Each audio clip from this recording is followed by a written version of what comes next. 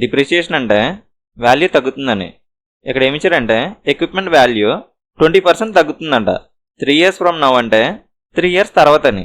So 3 years తర్వాత equipment value ఎంత తగ్గింది అని అడుగుతున్నాడు. ఇనీషియల్గా ఎక్విప్మెంట్ వాల్యూ 100% ఉండేది అనుకుందాం. ఫస్ట్ ఇయర్ 20% తగ్గుతుంది. 100%లో 20% తగ్గుతుంది. So 20% of 100%. 100%లో 20% 20% డిక్రీజ్ అవుతుంది కాబట్టి మైనస్ చేస్తాం. 80% వస్తుంది.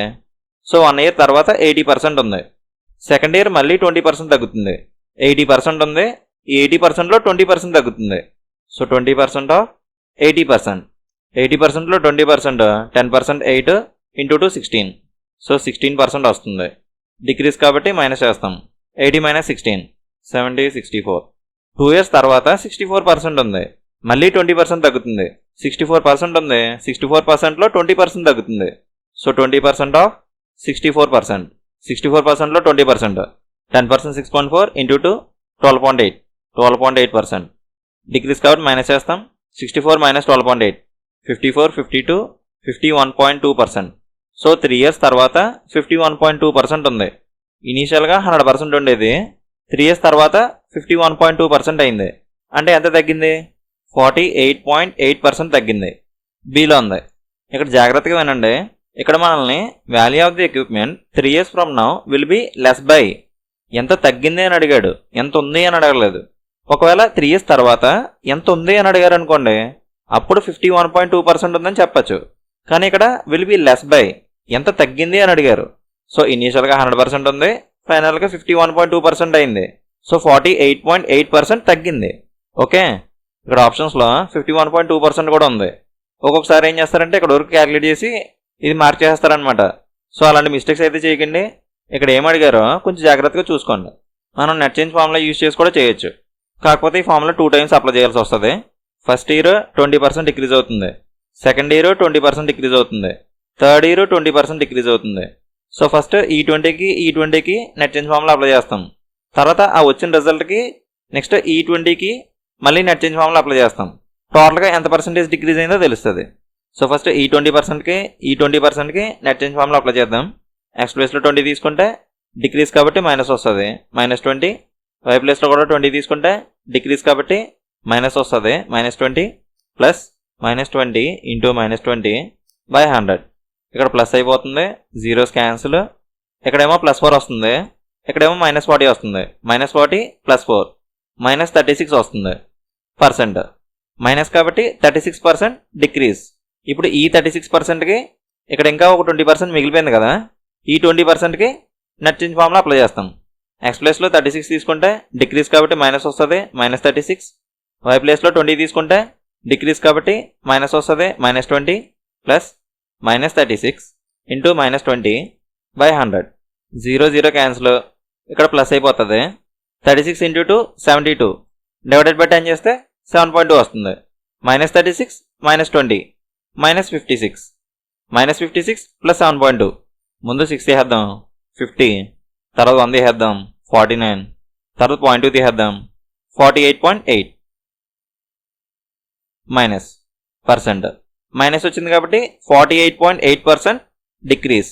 ఏం లేదు, 3 years తర్వాత ఎంత తగ్గుతుందని అడుగుతున్నాడు. సో ఫస్ట్ ఇయర్ 20% తగ్గి, సెకండ్ ఇయర్ 20% తగ్గి, థర్డ్ ఇయర్ కూడా 20% తగ్గితే అది టోటల్గా ఓవరాల్గా 48.8% తగ్గుతుంది. 3 years 20% తగ్గుతుంది కాబట్టి టోటల్గా 60% తగ్గుతుంది అని మాత్రం అనుకోకండి. కొంతమంది అలా అనుకుంటారని ఇక్కడ ఆప్షన్ కూడా ఇచ్చాడు. సో 60% అయితే కాదు. ఈ క్వశ్చన్ మనం ఇంకోలా కూడా చేయొచ్చు. ఫస్ట్ ఇయర్ 20% డిక్రీజ్ అవుతుంది. సెకండ్ ఇయర్ 20% డిక్రీజ్ అవుతుంది. థర్డ్ ఇయర్ 20% డిక్రీజ్ అవుతుంది. ప్రెజెంట్ 100% ఉందనుకుంటే ఫస్ట్ ఇయర్ 20% డిక్రీజ్ అవుతుంది. రిమైనింగ్ ఇంకా 80% ఉంటుంది. సెకండ్ ఇయర్ 20% డిక్రీజ్ అవుతుంది. రిమైనింగ్ ఇంకా 80% ఉంటుంది.